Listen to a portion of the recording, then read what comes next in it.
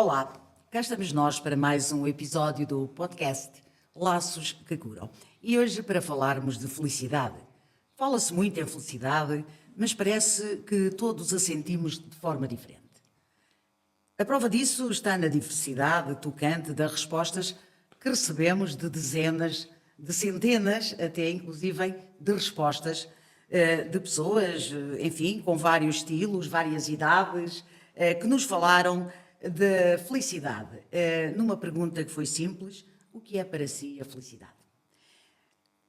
E a felicidade para muitas das famílias, das pessoas que nos enviaram essas respostas, desde o estar com a filha no sofá, ao propósito de vida, à paz de espírito, a um jogo até inclusive do Sporting, do Benfica, parece que a felicidade mora em lugares inesperados e muitas vezes, para muitas pessoas, está nas coisas mais simples, nas pequenas coisas da vida, nos pequenos momentos da vida. Hoje, no episódio do Alentriocast do Laços que Curam, temos o prazer de conversar com a psicóloga de serviço, a psicóloga clínica, a doutora Filipe Almeida, e para mergulharmos um pouco nesta multiplicidade de sentidos. Que a luz pode alcançar a psicologia, o que é que se pode ir, como é que se pode ir em busca desta felicidade pelo olho clínico? E começava por lhe perguntar, perante esta diversidade de respostas, como é que uma psicóloga define, ou se atreve até a definir, o que é este conceito de felicidade? Olá, Augusto, bom dia. Bom dia também aos nossos ouvintes e aos nossos leitores e aos nossos visualizadores, a quem nos vê e nos escuta através do Aléntrio. Esta ideia de fazer um programa sobre a felicidade foi um desafio. E se é verdade que eu já não sabia muito bem o que era a felicidade, acho que fiquei a saber menos depois desta extraordinária colaboração das pessoas. E quero começar por agradecer às várias dezenas de pessoas que em menos de 2 dias, num dia e meio, nos responderam com a sua visão de felicidade, a sua muito individual e muito diferente, como disseste já, desde o jogo do Sporting até à definição mais elaborada e mais pensada de felicidade. Mas como é que um psicólogo vê isto? Normalmente nós vemos primeiro pela negativa, porque as pessoas chegam-nos dizendo que não se sentem felizes. E eu tenho pensado muito nisto. O que é ser feliz? O que é estar feliz? Porque são duas coisas diferentes. Ser ou estar feliz. Uma pessoa pode estar feliz num determinado momento, mas pode dizer: eu não sou feliz, em geral. Então o que é isto? Que sentimento é este? Que emoção é esta? Se é uma emoção, se é um sentimento, se é uma coisa mais complexa? E o que é que provoca este estado de bem-estar, que as pessoas quase todas referem, este estado de bem-estar consigo próprio e com os outros, porque nós temos que nos relacionar connosco e com as outras pessoas. É estar em paz. E também o que é estar em paz? Eu acho que este programa nos levaria para todos os lados que quiséssemos. É um programa um bocado à deriva. Esta felicidade pode ser um estado emocional, duradouro, ou apenas um conjunto de momentos, muitas vezes até são passageiros de bem-estar? Eu acho que ninguém é feliz sempre, como ninguém é sempre infeliz. Eu não considero a felicidade um estado, digamos. A pessoa não pode dizer... Por acaso temos aí uma resposta de uma pessoa que nos diz que a felicidade é ter alcançado vários objetivos de vida. E então sente-se uma pessoa feliz. E eu penso, ok, ainda bem que essa pessoa se sente feliz. Mas será que se sente sempre feliz? Provavelmente não. No entanto, essa pessoa considera a felicidade como um conjunto de objetivos atingidos e, portanto, considera-se realizada. Então, equipar a felicidade à realização. Realização pessoal, realização profissional, realização familiar, enfim. Outras pessoas acham que, e isto eu parto de uma definição de uma adolescente que me dizia: a felicidade é um momento. E a maior parte dos nossos colaboradores, das pessoas que colaboraram connosco nesta tentativa de definir, dizemos exatamente isto, que a felicidade é feita de pequenas coisas, de momentos de sintonia consigo. Temos uma ótima definição de felicidade como autossintonia, não é? Estarmos sintonizados connosco, até com o nosso corpo. Há pessoas que disseram, eu tenho de estar bem com o meu corpo para ser feliz. Ou eu só estou feliz quando vejo as pessoas à minha volta felizes. Até alguém que nos disse, eu não sou feliz porque o mundo está cheio de infelicidade, portanto eu não consigo ser feliz vendo os outros infelizes. Portanto, enquadra-se naquelas respostas que obtivemos que dizem eu estar feliz, ser feliz, é estar bem connosco próprio. E isto pode não se tratar só de a pessoa estar bem fisicamente, ou a pessoa, acima de tudo, certamente, a pessoa estar bem psicologicamente com ela própria. A pessoa E estar por bem aí tem naquele que momento, também... a pessoa estar bem naquele momento consigo própria, mas claro, como as pessoas não vivem isoladas, o estar bem consigo próprio também implica conseguir relacionar-se de forma harmoniosa com o mundo. E o mundo são os outros também, que estão à nossa volta, mais próximos ou mais distantes, não é? Se alguém me diz que não está bem porque não é feliz porque existem guerras no mundo, é uma visão muito mais abrangente e muito mais impossível, não é? Porque aí nunca ninguém estará feliz, muito mais abrangente de felicidade do que alguém que me diz eu estou bem porque vejo a minha bebé a crescer bem, feliz, saudável, e isto chega-me para ser feliz. E as duas dimensões são valiosas, não é? Ver o nosso filho ou a nossa filha feliz, ou saber que o mundo em geral é feliz, enfim, são duas coisas completamente diferentes, uma muito mais possível de alcançar do que a outra. E qual é que é este papel da aceitação pessoal, como sentir-se bem na própria pele, nesta construção de um estado de felicidade? O sentir-se bem na própria pele eu acho que é fundamental, é uma questão fundamental para a pessoa conseguir estar bem com os outros, porque se a pessoa não se sente bem na sua pele, se a pessoa não se sente bem consigo própria, isto seja física ou psicologicamente, se a pessoa não está bem consigo, eu acho que não consegue estar bem com os outros. Se a pessoa não se aceita, se não se valoriza, se calhar é porque também não foi valorizada ou porque não é valorizada, mas também não conseguirá valorizar muito as outras pessoas e não conseguirá essa harmonia ou essa sintonia ou essa satisfação com a felicidade dos outros, com o bem-estar dos outros. Filipa, é possível ser-se feliz, atingir a felicidade, quando muitas vezes, enfim, não há estabilidade económica, social ou até familiar? É possível essa felicidade? É possível que uma pessoa dentro de um quadro destes possa ser feliz? Eu acho que é sempre possível as pessoas terem momentos e fases da sua vida e lados seus, não é? Nós não temos só um lado nosso pessoal feliz ou infeliz. A Augusta não é só a Augusta risonha, satisfeita, não é sempre, porque há outros lados de mais introspeção, se calhar de zango ou de tristeza, e nós temos esses variados lados. Portanto, mesmo no meio, agora estou a pensar nas guerras, não é? Mesmo no meio da guerra, de certeza que quem vive esse drama, essa tragédia, também tem momentos felizes. Não é possível, não se consegue ser sempre infeliz. Ou então isso é uma tragédia mesmo pessoal, não é? Até porque nesta minha questão estava agora a lembrar-me de tantos testemunhos que nós ouvimos em que diziam que quando era pequeno tinha pouco, tinha uma bola de trapo, até pessoas de outras gerações, andava na rua, quando ia para casa os meus pais não podiam dar muito, mas tínhamos o necessário, ou muitas vezes repartido de forma, enfim, de forma muito económica por cada um, mas ainda assim eu tive uma infância muito feliz. Eu sinto-me feliz, portanto, pessoas que viveram e que ainda vivem, infelizmente, muitas vezes no limiar da pobreza, mas que se sentem felizes no seu núcleo familiar, enfim, com o pouco que têm.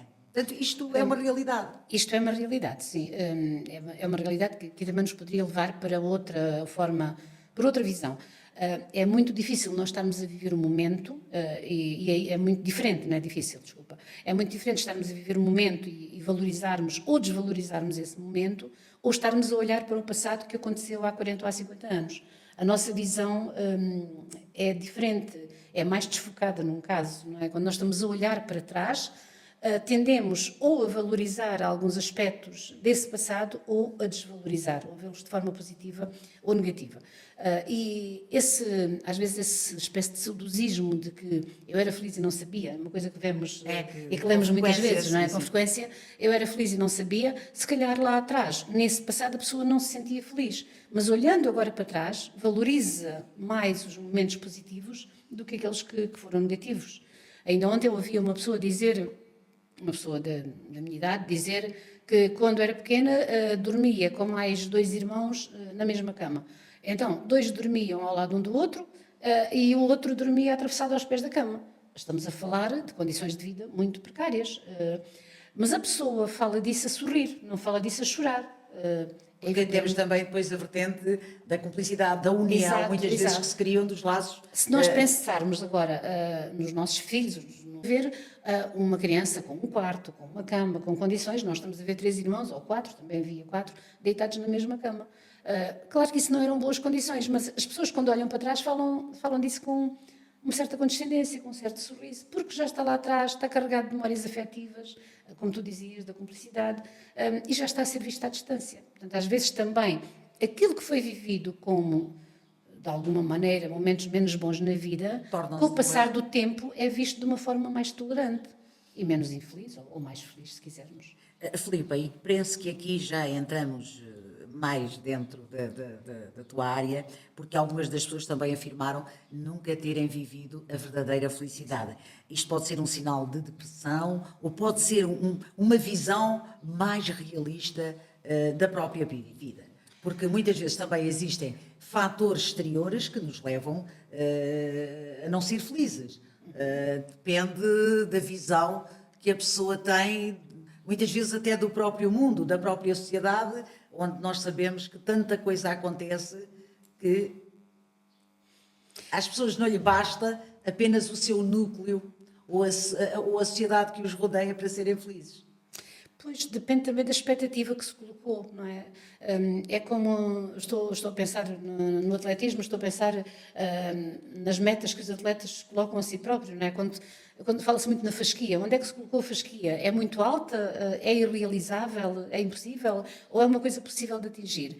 Se a pessoa tem uma ideia de felicidade como um estado da inexistência de qualquer problema, de um bem-estar total e profundo, então se calhar nunca a conseguirá alcançar, porque nunca nada será perfeito na nossa vida. Depende da forma como as pessoas também concebem este estado de felicidade.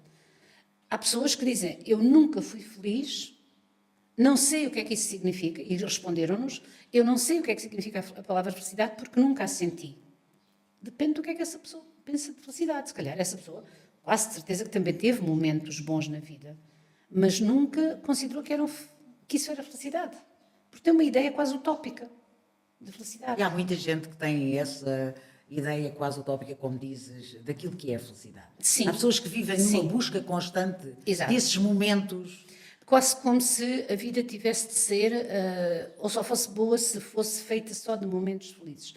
No fundo também se trata de uma não aceitação, de uma inaceitação das dificuldades na vida. A pessoa tem uma fasquia tão alta, tem uma ideia tão abstrata e tão utópica que não aceita momentos menos bons. Ou então fica presa, também acontece, as pessoas ficarem presas a acontecimentos da sua vida, acontecimentos negativos, perdas, mortes, e ficam presas para sempre a isso, como se isso as impedisse de ser felizes. E de alguma forma impede. De alguma forma impede. Não da perda, mas... Uma perda, sim. Eu conheço pessoas que, ao fim de 20 anos, por exemplo, continuam apegadas a uma perda que tiveram na vida e não a aceitam. Uma perda, seja do que for, seja de uma pessoa, seja de um estado, seja de um emprego, seja de um casamento, seja de uma relação qualquer. E aí não conseguem, e dizem que são infelizes porque, de facto, nunca mais vão ter isso que perderam. Mas é uma inaceitação, é uma não aceitação e uma incapacidade também lá está, de ser feliz com outras pequenas coisas, não é? Provavelmente, falamos aqui de um equilíbrio entre os momentos de felicidade e a felicidade profunda, ou seja, ou permanentes. Sim, será mais difícil qualquer um de nós alcançarmos esta felicidade permanente, independentemente dos objetivos da pessoa, ou se sentir bem ou não consigo própria, enfim, como vários testemunhos que recebemos. A verdade é que a vida tem o melhor e o pior e oferece-nos isso todos os dias, através de várias situações. Mas, Filipe, há pessoas que recusam os momentos menos bons. E isto talvez seja aqui a grande questão e a grande chave. Sim, a palavra equilíbrio que referiste, a palavra equilíbrio é mesmo uma palavra fundamental neste estado do que é ser feliz, ou do que é estar feliz em determinado momento. Quando a pessoa consegue encontrar esse equilíbrio dentro de si, que tem recursos internos para encontrar esse equilíbrio, é mais fácil encontrar momentos em que é feliz, em que é verdadeiramente feliz, mesmo sabendo que esses momentos, como nos diz uma pessoa, que esses momentos são de curta duração, mas podem ser muito intensos. E é verdade.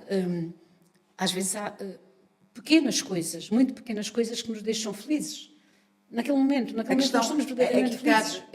A missão cumprida. A missão Quando nós cumprida. chegamos ao final do dia, e depende dos objetivos pessoais também de cada um, mas que sentimos que essa missão foi cumprida dentro dos nossos objetivos, é um momento de felicidade. É um momento de felicidade. Quando nós conseguimos também dar satisfação, promover noutra pessoa essa satisfação com a vida, provocar um sorriso em quem estava a chorar, fazer alguma coisa de bem pelos outros, isso também nos provoca felicidade, também nos proporciona felicidade. Mas, como me dizia uma pessoa ontem, o ler um livro, ler um bom livro, passear na praia, o observar um pôr do sol, o estar numa boa conversa com alguém, e podemos acrescentar muitas outras coisas, o receber uma mensagem simpática de uma pessoa, ou ser valorizado por uma ação que fez, ser reconhecido, são momentos felizes. E quando se fala de atingir objetivos, lembro-me sempre dos estudantes e das notas, não é? Uma pessoa pode se sentir muito feliz porque obteve num exame, num teste, numa prova, uma nota que ambicionava, uma nota muito boa. Claro que se sente muito feliz naquele momento. Isso é suficiente para ser feliz a vida toda? Não, porque essa importância depois desvanece. Acontecem outras coisas na vida. E isso foi um momento feliz, mas depois passou. Não fica para a vida toda. Filipe, tu consideras, enquanto psicóloga clínica, que nós devemos traçar objetivos, traçar metas e missões para cada um dos dias, fazermos uma autorreflexão e pensarmos qual é que é o meu caminho, o que é que eu pretendo deste dia e que pessoa quero ser? Sim, eu talvez não o faça diariamente, mas todos nós traçamos metas e é importante, por mais pequenas que elas possam ser. Se calhar para uma pessoa que esteja numa depressão profunda, uma meta curta pode ser naquele dia conseguir levantar-se e tomar banho, coisa que já não faz há muitos dias, porque a depressão não lhe permite, porque a depressão, como dizia o nosso convidado, o professor Rui Campos, depressão é levar para baixo, é ir para baixo. Se a pessoa consegue num dia levantar-se, tomar um banho, chegar à janela, abrir a janela e aproveitar este sol, por exemplo, que está hoje, talvez se sinta menos deprimida e um bocadinho menos infeliz do que nos outros dias.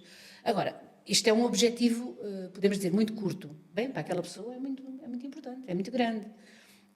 Se nós tivermos objetivos irrealistas, se traçarmos objetivos irrealistas para nós, se não os conseguirmos atingir, provavelmente sentiremos infelizes e não realizados, porque os objetivos é que estavam mal definidos. Eram grandiosos demais, eram ambiciosos demais, e há pessoas assim. Há pessoas que se sentem muito infelizes porque dizem, eu nunca consigo alcançar o que quero. E quando nós vamos ver, mas o que é que quero? O que é que definiu? O que é que traçou? São coisas tão difíceis e tão prolongadas no tempo que, de facto, a pessoa não chega lá e não tem esse sentimento de plenitude. Filipe, será que porque muitas vezes esses objetivos são traçados em situações que dependem dos outros e não delas próprias, e depois há a frustração de que elas não cumpriram quando foram os outros que, no fundo, que não cumpriram e que não chegaram a realizar os objetivos que essa pessoa tinha traçado. Portanto, isto aqui, se calhar, para o nosso bem-estar e para a tal da felicidade, que é o que estamos a falar, era importante que cada um de nós defina os objetivos a alcançar, mas aqueles que estão ou podem estar ao nosso alcance, porque dependem de nós e aquilo que estamos a projetar para que os outros cumpram para a nossa própria felicidade.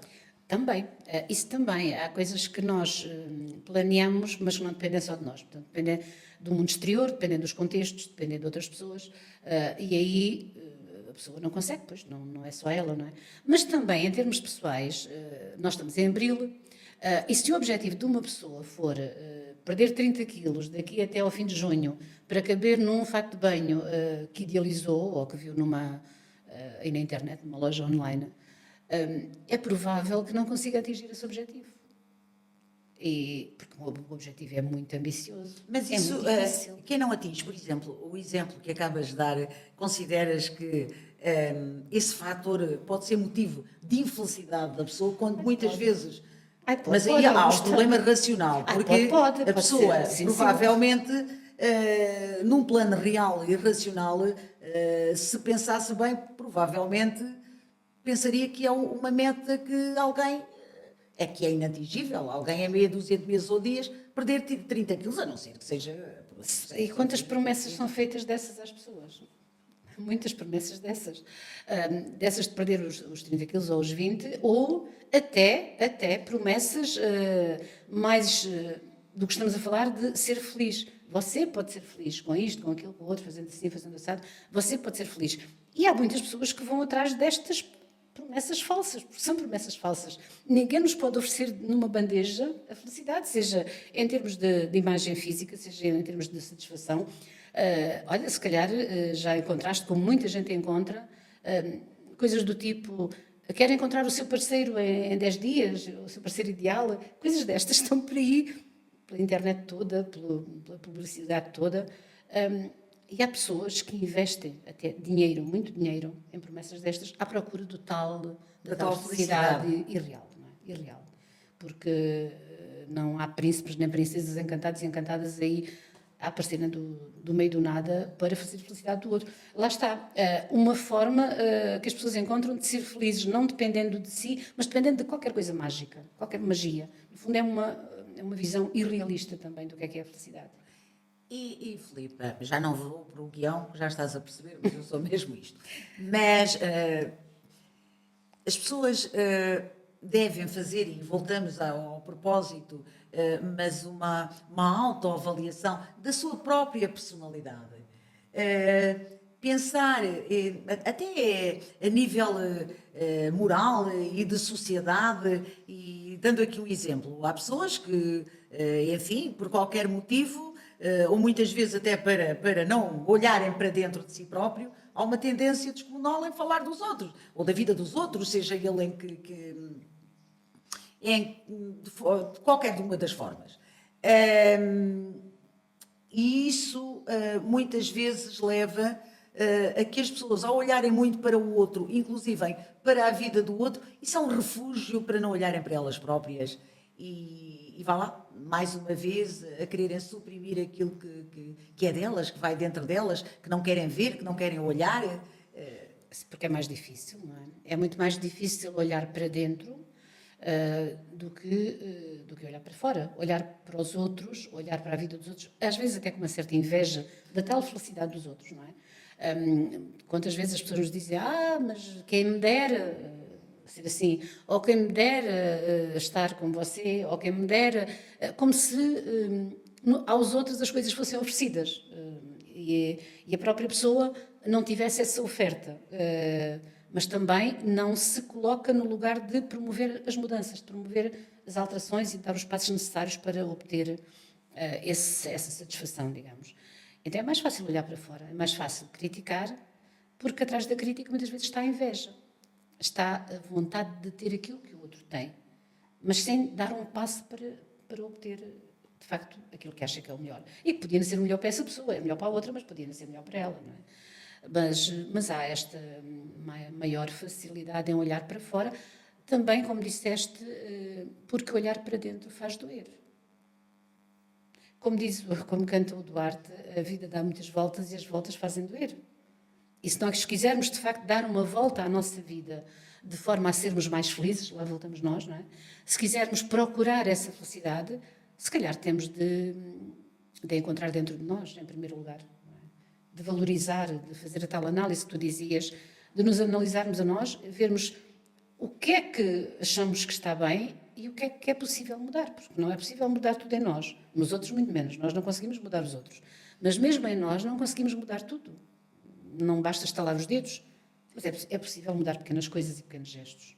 Vamos avançar aqui para uma situação que que relação existe entre, e porque falávamos agora e demos este exemplo da dificuldade que as pessoas têm em olhar para si próprias e cá lá está, dói menos olhar para os outros, ou criticar, ou até elogiar, mas falarmos dos outros e não de nós próprios. Mas há uma relação direta entre a liberdade e a felicidade. O que é que entendemos realmente por liberdade a nível psicológico? Que relação é esta? Ou se ela existe? Sim, estamos a partir de uma resposta de uma pessoa que nos diz que a felicidade é a pura liberdade sem afetar as pessoas à nossa volta. Muito bem respondido. Não sou psicóloga, muito bem respondido, mas quase impossível de pôr em prática, porque não se consegue ter a pura liberdade sem afetar os outros à nossa volta. Isto é quase impossível.